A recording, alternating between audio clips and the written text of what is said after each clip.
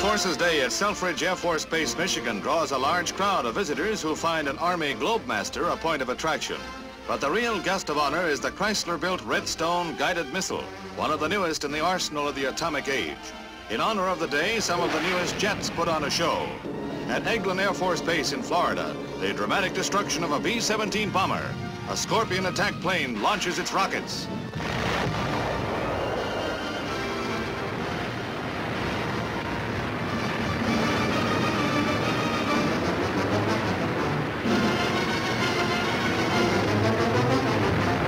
Unscheduled, however, is this crash landing of a Cougar jet aboard the carrier Essex. Defense Department pictures show its mad skid across the flight deck and plunge into the sea. Alert sea rescue operations are instantly mobilized, and the pilot, barely missed by the carrier, is hauled from the water by a helicopter after nothing more serious than a shake-up and a ducking.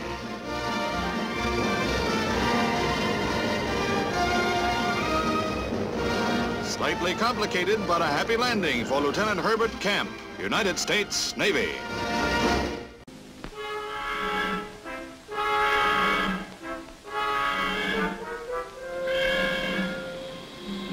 July, aboard the U.S. aircraft carrier Valley Forge.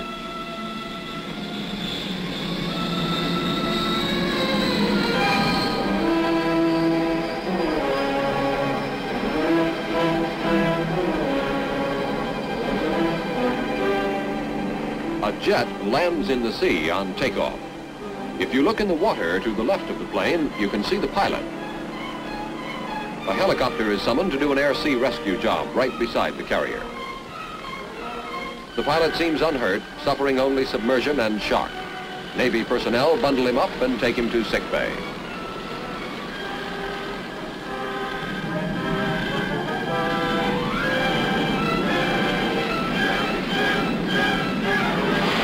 These scenes are photographed by gun cameras of the attacking Navy planes. They show some of the damage inflicted on North Korean targets in this carrier strike. Most of the missiles seen are rockets and tracers. These attacking planes of the carrier Valley Forge are operated in conjunction with other units of the 7th Fleet, which left their normal duties of protecting Formosa to give air cover to the amphibious landing of the 1st Cavalry Division at Pohang. After this landing, made yesterday, these planes are now ranging far and wide over North Korean territory.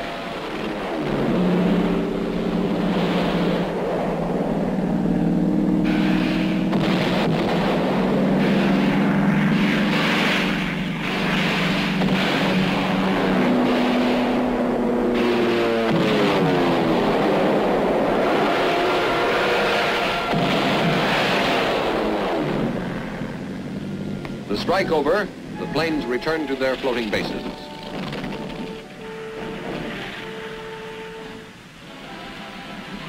One of the returning fighter planes seems to have disabled its landing gear during the strike.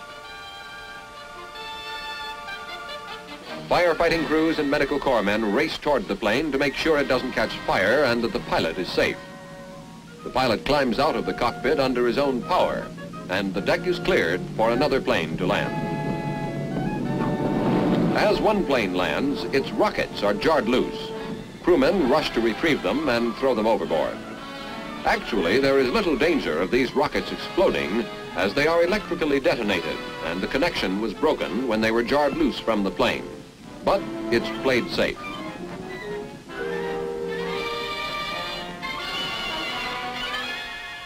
A scoreboard on the Valley Forge totals up the knockouts in today's strike.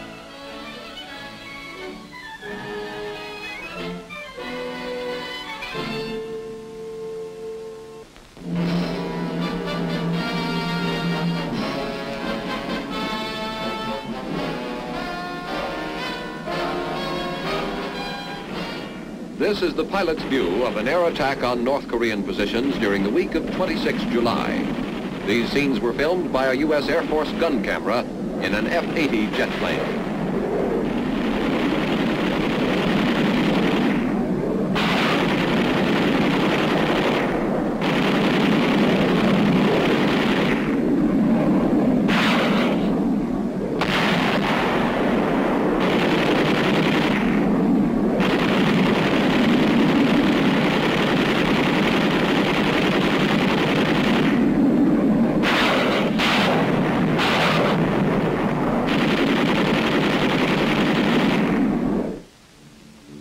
A familiar scene to veterans of World War II.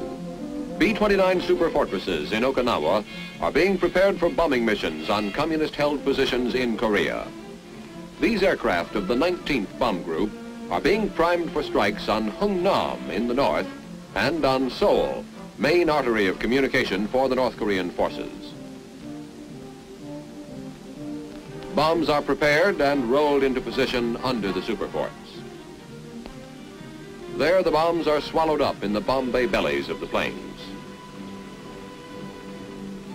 Loading and preparing the aircraft is completed while the flight crews receive last-minute instructions.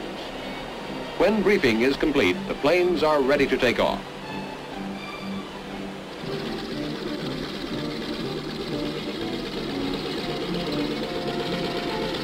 As these B-29s fly to Korea, UN ground troops are attacking in the southern sector where the North Koreans are massing for an offensive. The raids of these superforts on Hungnam and Seoul are planned to help cripple the long supply lines that run to the communist positions in the south.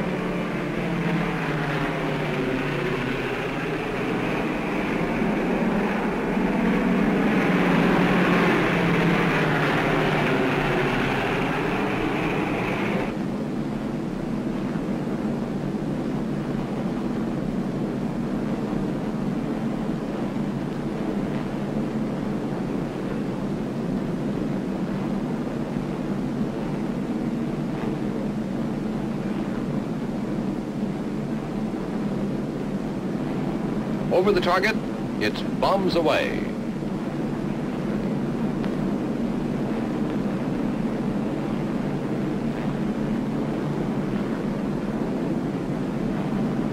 "72 tons of explosives on the Reds' vital railroads.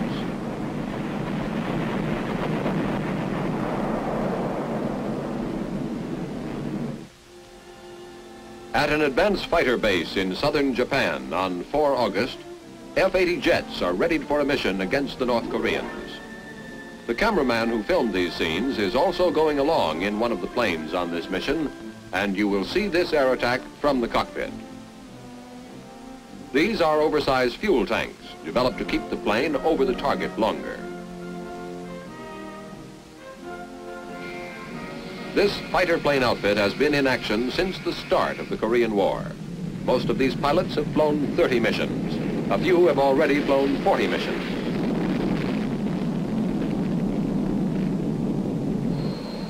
Most of the following footage is taken from the rear cockpit through the plexiglass canopy of a T-33 jet plane. The ghost image you see is the reflection in the plexiglass. On the ground at this time, the Reds have advanced 75 miles from Daejeon, and the Battle of the Naktong River is in full force. The battle for the Pusan beachhead is beginning, the decisive battle of the war. This is the 6th week of the war, and part of the increasing fury you will see expressed in the threat of these Air Force planes as they zoom over the enemy territory.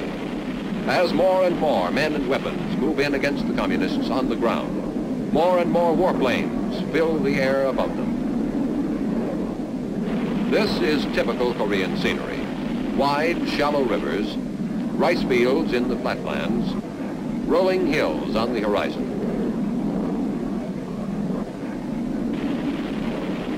Much of the fighting in Korea has been along the roads. These roads have aided the North Korean tanks considerably.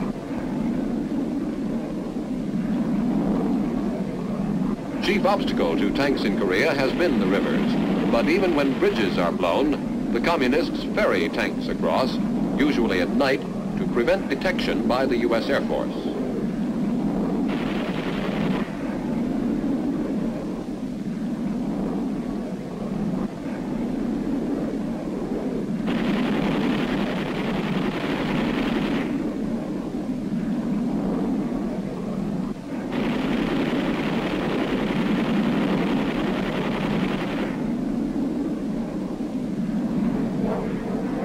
Mission completed, the jets peel off and head for home.